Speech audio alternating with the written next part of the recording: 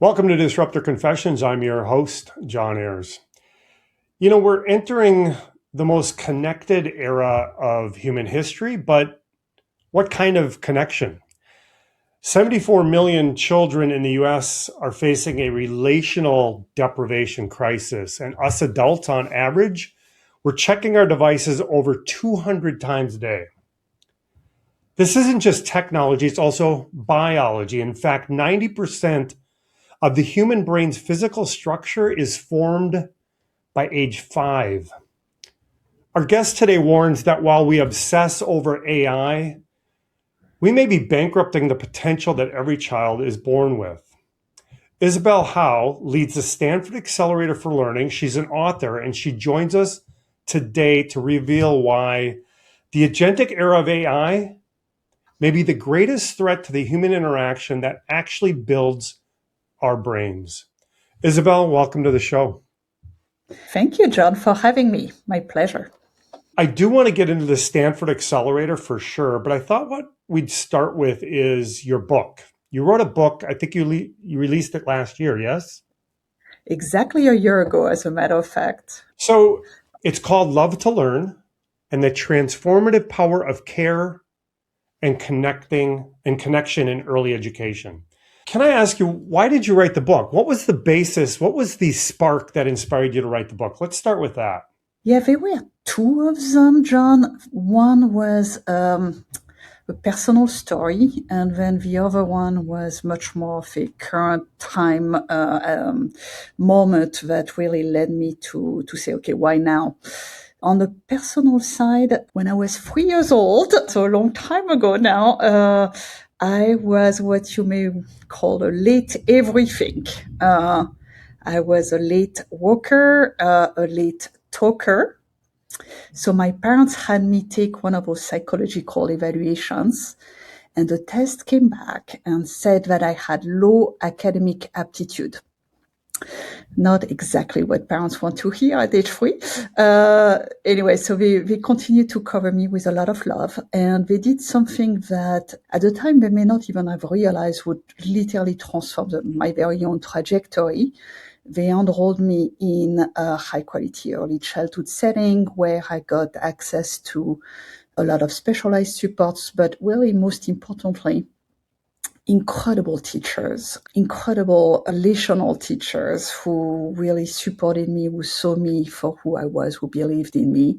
And I believe that the combination of the love from my parents and these incredible teachers really would make a profound difference in my very own life. I would end up years later graduating from Harvard University, so the low academic aptitude is well behind my past at this point. But when I reflect about what made the change, this was these early years of life, and in these early years, these profoundly transforming, loving, caring, nurturing relationships that I had, the privilege to be surrounded by. So that was the personal story on why I believe so strongly in this, and why I've done so much research in this age group, because I believe those can be really transformational for each and every child. But then the specific moment was during the pandemic, the global pandemic. I was discussing with one of my colleagues, who is a neuroscientist in New York City. Her name is Dani Dumitriou, and she studies a number of human behaviors. She was very interested at the time about understanding if there was any transmission of COVID-19 virus from mom who was pregnant to a baby when born. Okay. And she concluded reasonably quickly that this was not the case. But then she started to observe what she thought were different behaviors from this dyad of mom and baby in New York City at this very large hospital of New York Presbyterian, New York Morgan Stanley Hospital. So she started to analyze those patterns, and she used a tool called the WEX, where that measures the connection between a mom and their baby, and observed that 80%, so 8 in 10 of moms were not feeling a strong emotional connection to their baby. And I was like, well, maybe this is due to the extreme stress that we are all in New York City at this period of time. Right. And in part, it was the case, okay? But then she shared another important number, which was before she had some statistics that she had collected even before the pandemic, which showed that 6 in 10 moms were not feeling a strong emotional connection with their little ones. So, which really led me at that point of time to say, wow, this is, really, really much, much bigger problem than I thought it would be. Even after working for so many years in early childhood, I didn't really realize the magnitude of those concerns. Parents are not feeling supported. They are not feeling connected even to their little ones, during these early moments of life. So anyway, that led me to say, okay, this is too important, too big for me, and too connected to as I was explaining, to my very own personal trajectory, not to study it more. So that led me to start the writing of this book. So Isabelle, what's fascinating though is your early personal experience that your parents and you went through and grew up with really shaped who you are. And then come full circle, coming out of the COVID pandemic, you have these conversations, you realize kind of an aha moment, this is much grander. And that really was kind of the basis of, I need to really put pen to paper. Can you in brief talk about what the book is really about? Yeah, John, the book has two meanings. So the love to learn title is really, carries two meanings. The first one is that each one of us needs love to actually learn, which is our brains are very social. We learn socially. We learn with and through others. All of us we have known for a very long time, and there is a huge body of scientific evidence on the importance of relationships and nurturing relationships, which I call love, is micro moments of deep connection between humans that makes us learn. Love is actually a neurobiological condition for learning. Okay, so that's meaning number one. Mm-hmm. Meaning number two is connected to those disruptions that we are all experiencing in work, especially accelerating with artificial intelligence in our workplaces, where we are already seeing today a lot more number of jobs and careers for any one of us. We have to reinvent ourselves all the time. And so those transitions in work are expected to continue and accelerate. And so for all of us to thrive in this future of work that's already underway, we need to love learning. We need to love upskilling and continuously learning so that we can adapt to those changing conditions in work. Isabelle, in doing some research about your background and what you've been writing about and the accelerator at Stanford, it's really about this relational importance of relational connection. So I kind of want to move over to the Stanford Accelerator for Learning, because this is what I find so fascinating and quite candidly alarming and concerning. And that you just touched on it, this need for connection and love, and that it's grounded in science and neuroscience, but that we're moving towards AI. Let's just say that. You are leading one of the most prestigious, AI and learning accelerators in the world at Stanford. But I have to ask, in your work, do you have kind of a personal anxiety or concern when you see this always on culture in the context of learning and education? Such a beautiful question, John. Of course, I have both the feeling of excitement about the potential that this technology carries, but also a lot of concerns about risks. One in particular that I am very focused on right now is what I call relational artificial intelligence or relational AI. So what has been rising maybe even faster than education or overuse of this technology is something that I don't think anyone would have really predicted even a few years ago, is how especially younger people, young adults, so teenagers and young adults are using this technology to relate and to find friends, so for companionship and therapy use cases. That is by far the number one use case of artificial intelligence right now. And in many ways, the reason why a lot of young people are using, or young adults are using AI for companionship or therapy is because they don't have those very human connections, and our brains are wired to connect. So these technologies are filling essentially some voids, some gaps that exist societally. So while there may be some benefits in this technology, in doing so, there are a lot of concerns in displacing potentially those very human bonds. So there's a couple things I want to talk about. So you mentioned like relational intelligence. We talk about we talk about IQ, right? We talk about emotional intelligence. You're bringing in relational intelligence, RQ. So I want to talk about that, but I also want to talk about what you just touched on, which is this notion of an AI friend or an AI agent that becomes, it's a soulless technology, but that people and even children, as you said, are connecting with on a very personal level. Is that is that the goal of the technology companies to build that kind of partnership and relationship? And if so, how do we move past that if it's to connect on that deep level with the technology and the user? Yeah, I think that the big tech companies are looking for two things. One is data and monetization of users. So a lot of their incentives are tied to any one of us engaging with those platforms. Okay.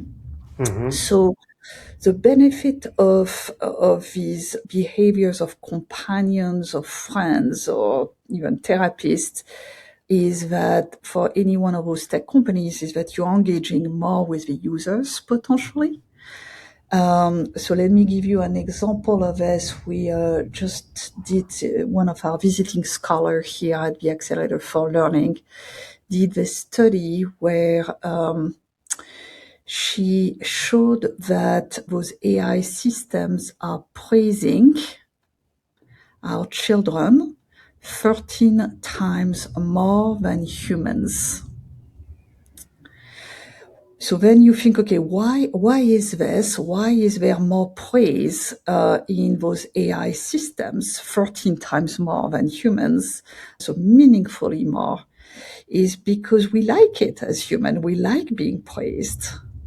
We like being told that we are right, that we are good, that we are, whatever good attributes. And so those systems are essentially exploiting the sense that what we are being liked. And so by doing so, they engage more the users. We like it, so we use those systems more. So it's like the But thumbs up, it's the like button, it's the AI exactly. equivalent of that dopamine. Exactly, exactly.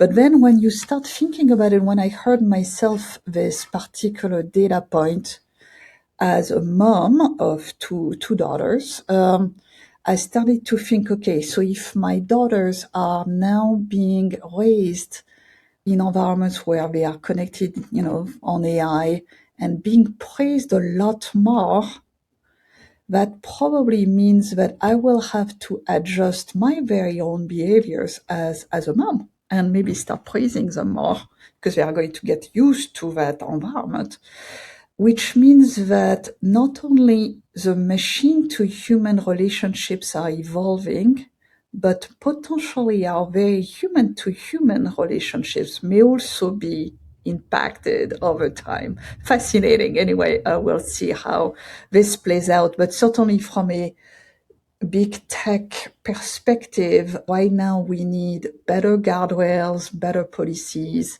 better frameworks. Because while there may be some areas where those technology might be helpful, emotional manipulation is one area where maybe we could agree that this is not a good thing. You talk about this, I call it bankrupting, and you talk about a billionaire. So I want to get into born billionaires because I think it relates back to relational intelligence. First of all, help me and help our listeners understand what do you mean that children are born billionaires? And the second half of that is, are we kind of to our conversation about AI and the relationships people are building with these tools, are we effectively bankrupting the next generation before they even reach kindergarten or adulthood? So first, what do you mean by born billionaires? Help us understand that. Yeah, John, thank you. So we are all born billionaires, simply not obviously not necessarily in terms of dollar terms for many of us, but certainly for all of us in terms of number of neurons in our brains when we are born. So we all have about 100 billion neurons when we are born. But different from other animal species, all of us as humans, to thrive, to learn, and so forth, we need what scientists call synaptic connections to happen. And so we need those neurons to wire with each other, to fire up. For this wiring to happen in our brains, we need one thing, one and only thing. We need what scientists call serve and return interactions. We need relationships. If serve and return is where we need to go, can AI do that, or is that a human to human interaction? That's actually a scientific unknown, if you like, but we have, because of AI being so new, especially generative AI being so new, but I would say based on other technologies and certainly, other screen-based technologies that we have been able to test, we know that children, for example, do not learn languages through a screen. They learn a language through human interactions. So while there's still some unknown on, what is the impact of using AI at early age groups, I would say we have enough evidence to say that it's probably not a great thing and can't replace human interactions. In your work, what got you to the accelerator? Because I want to go back a little bit in your background. What has really been the thread through your kind of career around this learning and education? I spent many years thinking about innovation in education and especially in early childhood education. And as part of it, supporting many projects that were research related, but not in an academic context. So about now 4 years ago, I had this incredible opportunity to join Stanford to connect better innovation and research, which is what I do right now.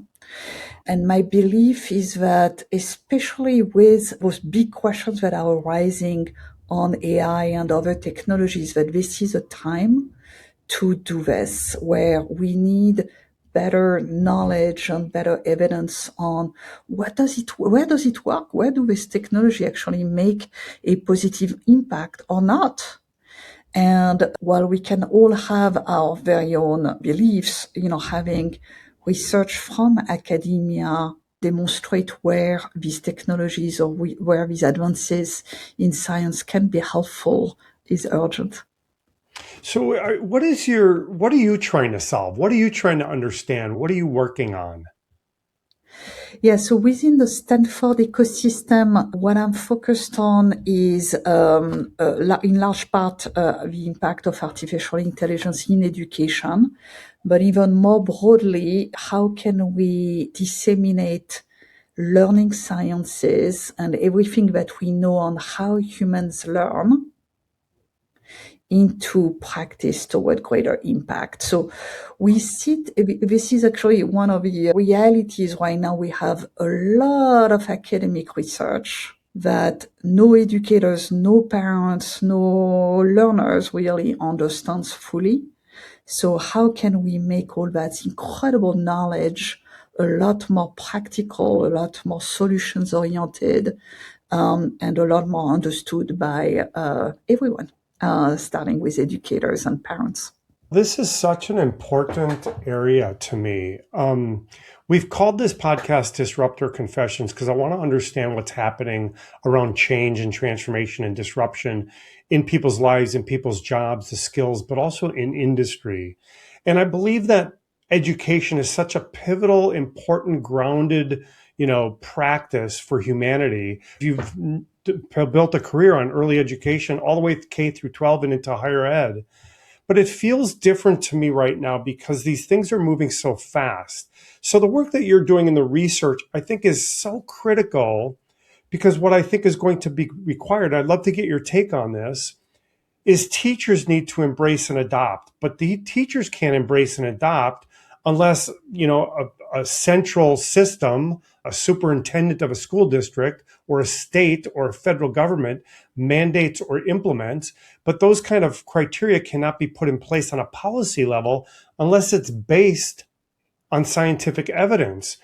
Do you feel that friction? Do you feel that challenge of the time, that we need to move forward, but we don't have the data? You're absolutely right. And I would add to that very big question about where is the evidence and how can we demonstrate what works. The additional complexity that we are all living at the moment, which is if our jobs are shifting, what are the implications on what do we teach to our children? So to be a little bit more practical here for a moment, do we continue to teach those foundational skills? How much of those do we focus more on what employers seem to be wanting more, such as, communication skills or creativity or, all these skills that employers seems to be demanding increasingly? How do we teach AI? Anyway, like all these big questions that are now impacting also not only how we teach and how we learn, but also what we teach and what we learn. So that's something I actually wanted to ask you about because I see that already in real time. I mean, in ChatGPT really opened Pandora's box about generative AI. Machine learning and predictive is some form of intelligence, artificial intelligence, been around for years, but really the new era of Gen AI and now ChatGPT kind of thinking and agentic, right? AI agents. But I have to ask about what you just touched on. We're talking about knowledge work where these capabilities of these large language models being at people's fingertips, really it's bringing a vast amount of information. But I think there's an acceleration of information, but a reduction in actual knowledge and learning. So when you think about what should we teach, how do you put that into the mix? There was actually a recent study on this particular point that was run by Anthropic. They studied a group of computer scientists learning Python, and they showed that people who were using AI tools to learn Python or substituting the learning of how to use Python with AI were 17% less performing on Python tasks relative to those who had learned Python outside of any AI system. So there seems to be indeed some big questions that are arising about skill formation and how we learn with those tools. And anyway, it's just super interesting questions. I myself in the view that we should only use these technologies when we are actually increasing and advancing and augmenting our human potential. Otherwise, why would we use them? These systems are advancing so fast that our capacity, especially in education systems, to adapt to those advances is especially from a pedagogy and assessment perspective, it needs to change fast as well. So there's a big discussion that AI is going to take all of our jobs. Why do we need teachers? Students can just learn on ChatGPT and Gemini. They can just learn the technology using Claude, these tools. You're kind of pushing back on that because of this notion of relational and the importance of love and connection. Where are we at today? Is anybody doing this right, finding the balance in any level of education? Have you seen models that are starting to emerge in K-12 or higher ed or pre-K that are merging AI technology with kind of this relational connection? Yeah, there are some districts and schools and preschools that are embedding those relational aspects, some with technology, some with very little technology, especially in the earlier years of life. There are examples such as with this preschool called Little School, which is a highly coveted private preschool in San Francisco. That private preschool is focused on relationships first and foremost with their families, teacher to child, child to child, teaching how to make friends with these little ones. These things that seem to be very obvious, but that we are increasingly missing in our societies. In public settings, I'm also seeing more and more examples of public districts that are focusing on this element of relationships or relational intelligence, including some local districts around me that are increasingly adopting or wanting to adopt some of those ideas. So that's very encouraging, very, very encouraging, John. There is also a big movement in California and beyond California of what is called community schools. The concept being, let's ensure that schools are community hubs, that they reach out to communities. And those schools tend to have actually much higher level of academic performance, as well as being very embracing of different community members, as the name suggests, but also performing better from an academic performance perspective. Isabelle, I come from more of a business world, and certainly there's aspects of education. It is a business for sure, especially in private institutions, but even public. But I've seen in business that we are now just driving more towards efficiency. It's all about high speed and digital efficiency for the employees and for the customers they serve. And I'm curious what you're observing and your concerns about this or your excitement about it. But are we moving towards like a high speed digital factory for education where AI and these kind of tools are just going to be able to answer questions of students individually? Is that where we're headed, this high speed digital factory? And if so, is that a good thing, or do you worry about the human to human connection? I think the human-to-human connection is absolutely critical. And let me actually tie it very directly to work. We have data from research and from very rigorous research, including exceptional one from my colleague Deming at Harvard University, that shows very, very clearly that right now, if you want to maximize employment or wages from work, you need, generally, if you have very high performance in math and you also have high social skills, you're on top. Okay, you make very good wages and you have very high level of employment. But what may be more surprising is if you have high social skills and low math scores, you do much better and almost as well as the high category of high math and high social skills. But certainly you do much better than if you have high math scores and low social skills. So essentially, social skills are rising, are becoming more and more important, and certainly they are already today. And they are, by the way, that this is a trend too. So social skills are increasingly important and rewarding from a wage perspective, if that's what you care about in It, the workplace. Yeah. it almost feels like there's a supply and demand in play here. And what I mean by that is the supply of information is very high. So it becomes commoditized. It becomes cheap and less expensive when there's tons of information available to everybody. But that relational contextual sensitivity of an individual in an environment, whether it's a student or a teacher or in business, that seems like it is rising. Do you agree? I entirely agree. Entirely agree. And my good friend at LinkedIn, who is a chief economist officer there, thinks alike. So he calls the future of economies relational economies.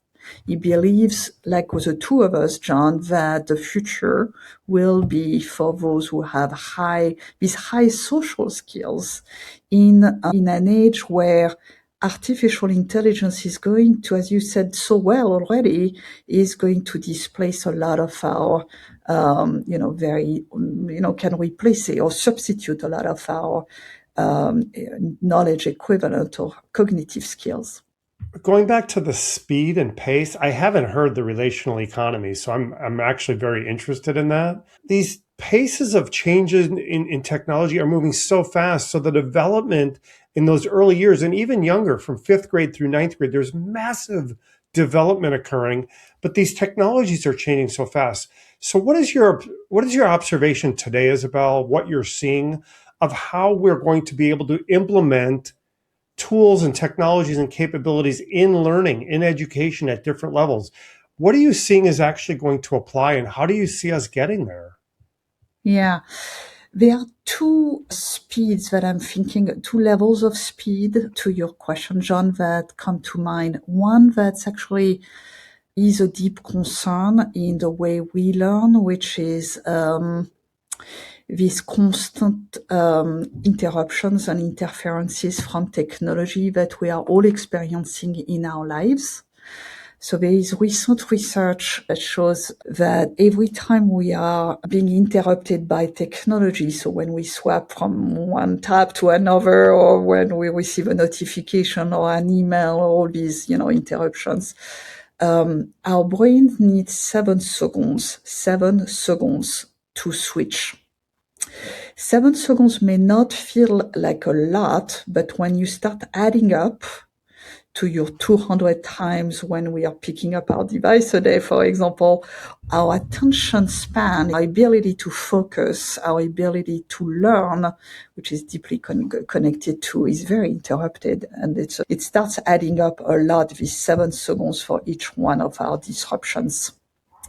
So that's one element of speed, which is maybe not the one you were initially thinking of, but I think it's an important one. The speed at which we get disconnected from one task or one learning endeavor. The other piece is a pace of technology and how can we adapt our education systems to those. So we are doing some research on what is the importance of foundational skills. We still need a lot of foundational skills. A lot of people are speaking about critical thinking, for example, as a risk. We need to continue learning and discussing, and a lot of things that we don't need to change. We need to actually stay the course on teaching critical thinking, for example, and other elements of foundational like math and other things. We need to continue to teach those. And then how do we adapt to new tools, what we call AI literacy or AI readiness or AI fluency these days, but it may be quantum tomorrow or another technology Mm-hmm. tomorrow.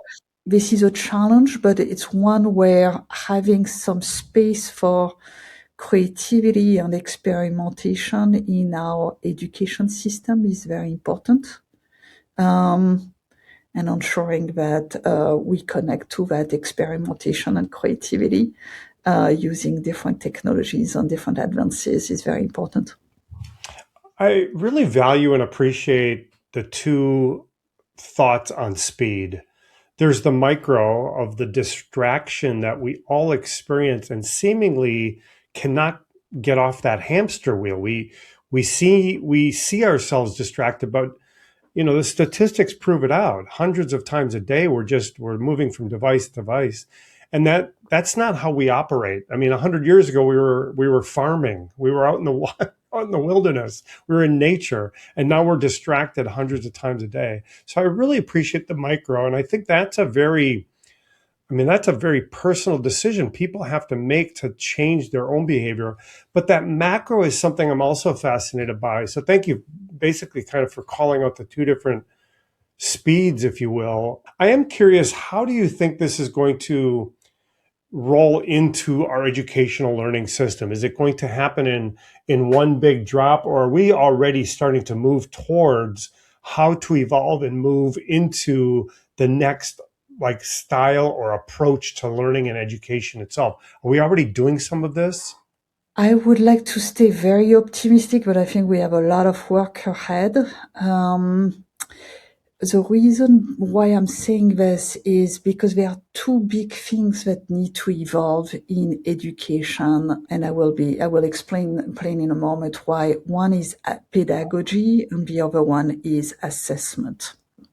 So on pedagogy specifically, which might be actually the main one, if you give someone, a child or a learner, an AI tool and specific task of, let's say, an essay, if the learner enters, the essay prompt and let the machine do the entire work, there is no learning. Of course, there is no learning because the machine has done all the work, or very little learning, which is what most research is showing right now. If you let someone use those tools and substitute the learning altogether, our brain activity is very low. We are not retaining the information. We may be better at tests because those machines are highly performing, but we may not, be ourselves better and retain the information and the learning. This is often cognitive offloading, correct? They refer to this Cognitive often. offloading, exactly. Yeah, That's actually the term that people use, yeah. cognitive offloading, or AI as the other expression that a lot of scientists are using which is a cute one, AI as a crutch. Similarly here, your brain may atrophy, similar to a muscle atrophying when you have a physical crutch. And that's what research shows very clearly. If you give those tools to children or learners and without changing the pedagogy, people enter those prompts and don't really learn or retain the information. However, if you use those systems in a different way, which is much more scaffolded around the process of learning, you may actually get a lot of benefits. So, for example, we have an experiment that we are running right now in science where it's with children in middle school being asked to do a scientific experiment and using AI to produce a comic book. What we are seeing is that not only the kids are more engaged with the content, they are more curious, they are asking more questions, and we see actually learning go up. So my conclusion out of all this is not so much about is the technology work or not. If you just give those tools without scaffolding and without changing the pedagogy, it might not lead to the best outcomes. If you are really thoughtful in including this technology in project-based learning and innovative pedagogies, then it leads to great outcomes. Question then becomes, can we change to these novel and more innovative pedagogies fast enough? We seem to have our work cut out for us. It seems like I think business is already changing. We see it in law practice or in coding and development and technology. Finance industries are changing because of AI. And don't get me wrong, it's critical and it's changing industries and jobs and the future of work. But education is different. It's the way humanity grows and evolves. So this to me is existential. And some of the things you're bringing up to me are very concerning. I want to ask, a lot of people listening might be parents, they might be educators, they might be in government and policy. So I want to ask you some tactical observations or maybe some takeaways. For if you're an educator listening to this, is there something that you would recommend they should be thinking about or doing, this week or next week at their job if they're in education as a teacher, someone who's running a school district or running a system? What are your thoughts on that sector of educators?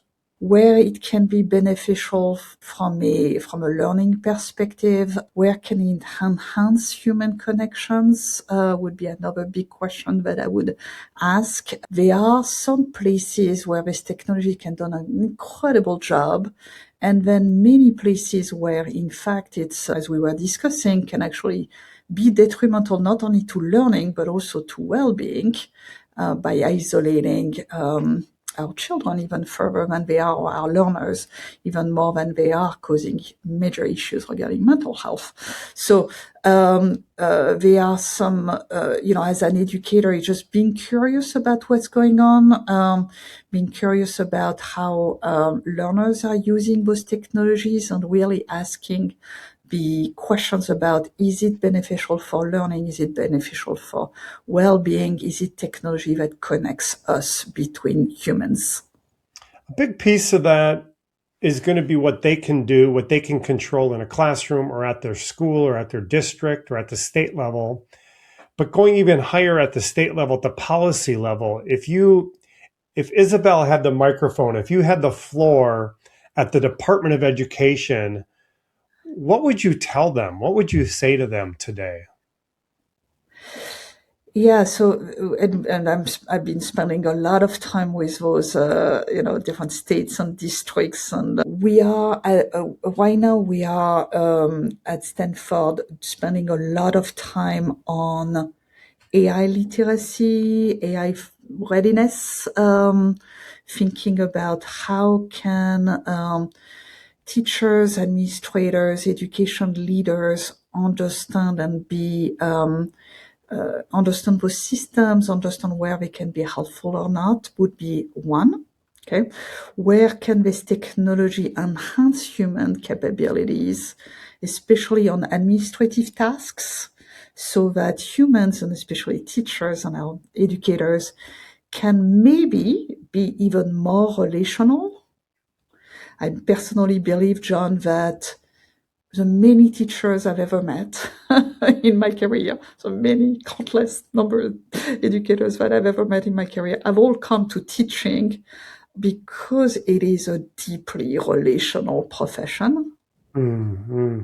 So how can we invest time where AI can actually maybe make us more efficient? How can we leverage this technology to double down on the relational aspect of education and empower teachers to do what they like most, which Yeah. is being relational?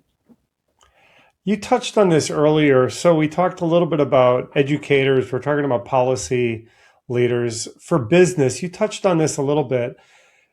Does education need to teach something differently because of what the future of work will be? Will the skills not be what we're doing today in the classroom? How do you see that? Yeah, John, it's very clear to me, and the answer is yes. Meaning what? Less technology, more relational? Help me understand that. Yeah, so if you look at, again, this is what we were discussing earlier, and by the way, we produced a little report on what we call future-ready voices at the Stanford Accelerator for Learning on this particular topic. We interviewed a number of researchers, on a number of educators, on a number of education thought leaders, and people had different perspectives on different future skills, but there was one consensus, which is that what people call durable skills, so this category of communication, collaboration, creativity, curiosity, all these durable skills is going to rise.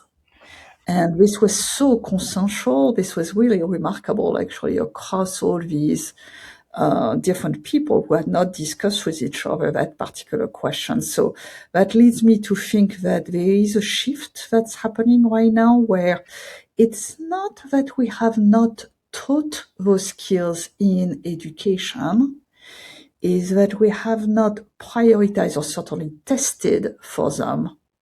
So, for example, let me just pinpoint to one area that my work obviously is very focused on, but why do we test kids individually when most workplaces actually are organized around teams?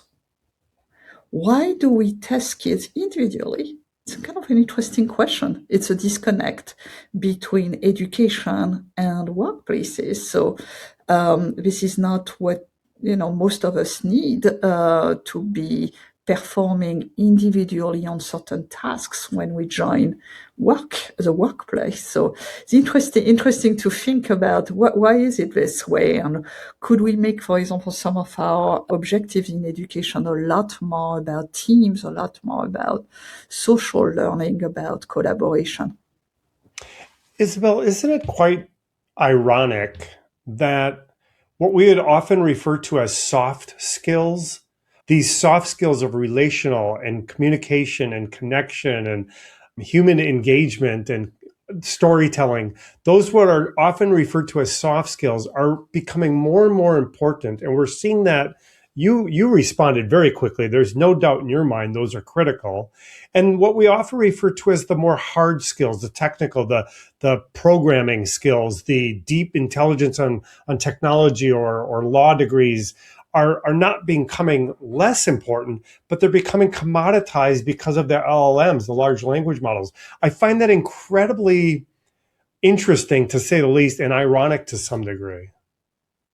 Yeah, exactly. And then the question becomes, how much of those foundational skills do we all need? For example, we probably still need for at least a while to know how to read and write, because a lot of those LLM right now rely on reading or writing.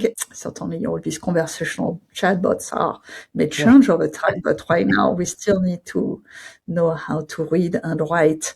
So it's a really interesting question over time, is what is the importance of those foundational skills relative to what we call durable skills or soft skills. The term of foundational made me think of the atrophy of skills. So for instance, I happen to live in Los Angeles where there's Waymo everywhere. You're up in the Bay Area, there's Waymo. Some parts of the world have never seen autonomous vehicles. But will there be an atrophy where people just won't need to drive? They won't have to drive. They won't need to learn how to navigate road systems, right? And will that atrophy? I mean, I've talked to another guest who talked about their navigation capabilities have become a little bit less sensitive because they use Google Maps or they use maps all the time. Are we going to atrophy skills and then regret it? Do you see that? I mean, certainly the case for navigation systems, because navigation systems were introduced now 25, 30 years ago. We now have longitudinal studies that show that our brains, the way we think about spatial recognition in particular, has meaningfully evolved as a result of using GPS systems. It's not necessarily an atrophy of the brain, it's a changing of our wiring in the brain toward other skills. So or at least this would be the thinking, is that our brains may be changing, may not necessarily mean that they are atrophying. Although from a cognitive standpoint, there is tracking on IQ that has been done for a very long time, since IQ was introduced 150 plus years ago by a French researcher, by the way. For a very long time, there was what people refer to as the Flynn effect. The Flynn effect was, in essence, an improvement of human cognitive intelligence every decade or so. You could track that Flynn effect, where the IQ number had to be reset so that it was adjusted to the very nice positive progression of human cognitive intelligence. Hmm. And then recently, over the first study came about, I would say, 10 years ago, maybe a little bit less. There was a first study that was done in Europe, showing that this strange phenomenon of reversal of the Flynn effect, where a Hmm. researcher started to show that there was a regression of IQ in humans. And that particular study has now been replicated in multiple countries in Hmm. Europe and also in the US. Some researchers are, questioning a little bit the methodology here, but anyway, there seems to be some multiple researchers that seem to agree on potentially some concerning trends on human IQ relative to the past 100 years. We talked a little bit about educators and policymakers and business, future of work, but what about parents? You're a parent, I'm a parent, there's parents listening and watching. They're trying to navigate AI, they're trying to navigate technology change for themselves in their day, in their work. When they're thinking about, they're another leg of the stool when they're educating a student, a child, that child comes home. What should a parent be thinking about? You talk about auditing. Can you tell us what should a parent be thinking about right now, depending on the age of their children? Yeah, so there is this incredibly interesting paradox in parenting right now, in modern parenting. On one hand, parents are increasingly more physically present, so with their children. So they spend more and more time over the past 50 years with their children, and especially dads. So dads, the time that dads have invested with their children at home or in home environments has materially increased across the globe, which is a beautiful thing, okay? So parents are more physically present. But here's a paradox is I believe that they are also, the risk is that they are more and more emotionally absent Mm. because we are increasingly, all of us adults, but certainly the parents, distracted by technology in our lives. And researchers are calling this technoference, this word, interference of technology in our lives. That's not good from a parenting perspective. Not good because it's a negative model for the child. Child sees parent, the adult doing so, so it has a modeling effect. But more importantly than the modeling effect, the child start having different behaviors with a parent if the parent doesn't pay attention to them and starts believing that the technology, the device, is more important maybe than they are. So anyway, this is not a good thing generally from research. For So sure. parents more physically present, but more Yeah. emotionally absent. So Yeah. for all of us, and I'm a mom and I'm addicted to those devices. So it's not like I see it in my very own life, is really, really seeking and trying very, very hard to be more present. So Hmm. when we are with children in presence of little ones or older ones, or as educators, by the way, but certainly as parents, really being present without devices. So that distraction, right? Like we're distracted. So we're physically Exactly. in the present, but we're not present in the moment. Exactly. And it doesn't need to be all the time. So I'm certainly not one to say, okay, let's eliminate technology in our lives together. It's not realistic. But preserving, making sure that we establish routines as parents that preserve those moments of human connections. Could be dinner, it could be special time, during the day or during the week, where we as a family unit value presence for the beauty that it brings. Mm. Seems like there's a four-legged stool. You need policy, you need educators, you need parents, you need students. I think there's a fifth leg, and that is the research you're doing. I want to ask you a couple of quick fire questions, Isabelle. So let me ask you in somewhat of a prediction, what does a classroom 10 years from now look like? Is a child's most influential teacher going to be human or technology in 10 years? Human. And I believe that our schools and our classrooms will evolve, will change, but will become increasingly relational hubs. I love that. Where this element of socialization that our schools and our classrooms have played historically will not continue being there, but will actually increase. So shared experiences, Shared connected. experiences. So we haven't used the word, but I'm going to use the word loneliness because a lot of this underpinning, I think, is loneliness. We are in a loneliness epidemic. I fear kind of what a lot of people have researched and certainly has been proven out in studies.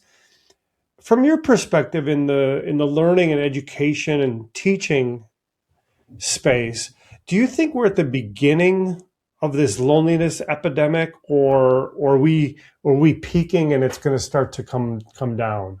That's a good question. I think there are two signals that are contradictory to me on this particular question, John. On one hand, I see some hope signals that we may be peaking, and let me share one. That was a recent experience that I had 2 weeks ago here on campus, where I met this undergrad who was visiting the Graduate School of Education. He was from the School of Engineering. And I was asking him what he was doing at the Graduate School of Education. I said, well, I'm meeting with this new club that I formed. And this new club is called Reconnect Stanford. I'm like, what are you doing as part of Reconnect Stanford? He's like, well, we are building human connections. That's what they're focusing on. This is what they are focused on. And literally this young man is like in his, probably late, 19, 20, 21. This is what he wants. That's literally what he's dedicating his time on right now, is this club of, human connections. Well, that gives me hope. That gives me hope. I know. That's why maybe we are picking on. What's the other? So that's the hope. Okay, I started there with the hopeful story. Yes. On the negative side, I'm looking at signals from other societies and in particular Japan. So in Japan, there is this very concerning trend in young people called hikokomori, which is essentially secluse young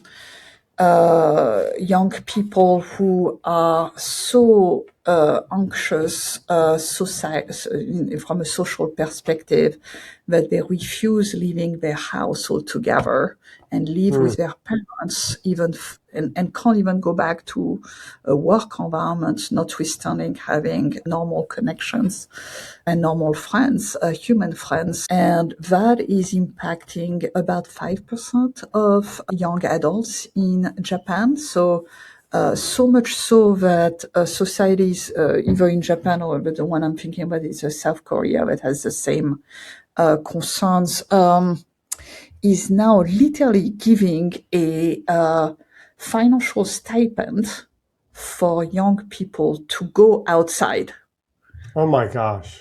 Wow. I know, John. I mean, this is like, so I look at those societies of Japan or South Korea or Asian societies and thinking, is this a model for us where, a model meaning like where, signal of where the US might also be going?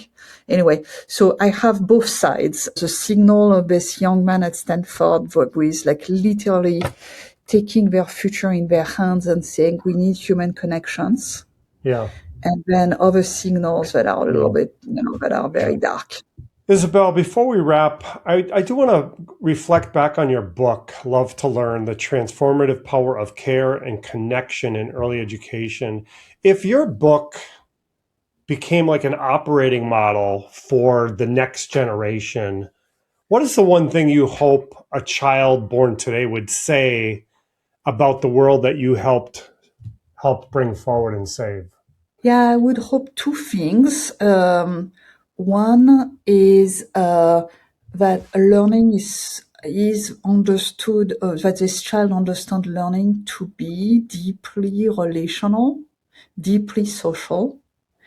And two, that this child grows up in a society where there is this incredible relational infrastructure around them, whether this is schools that are deeply relational, where this child can thrive with others in a way that's extremely conducive to thriving and flourishing, and also other third spaces, whether they are community centers or parks or other urban environments or rural environments that are also conducive to us thriving with each other, Right. relating to each other, and really brings the best in all of us, because this concept of love driving learning and well-being in each one of us.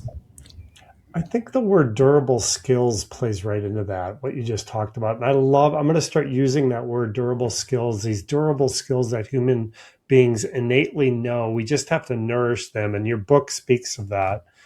Isabelle, if people want to learn more about you, where can they find you? I know you're on LinkedIn, the Accelerator. Where can they find you if they want to learn more about who you are, what you work on? So LinkedIn for sure, but also the Stanford Accelerator for Learning. We have a website. We also have a newsletter that might be of interest for anyone interested in the future about how humans learn. And I also have a website where I highlight my work on the book called isabellehau.com We'll be to sure find. to put the links in the comments and make sure Yeah. people can find you.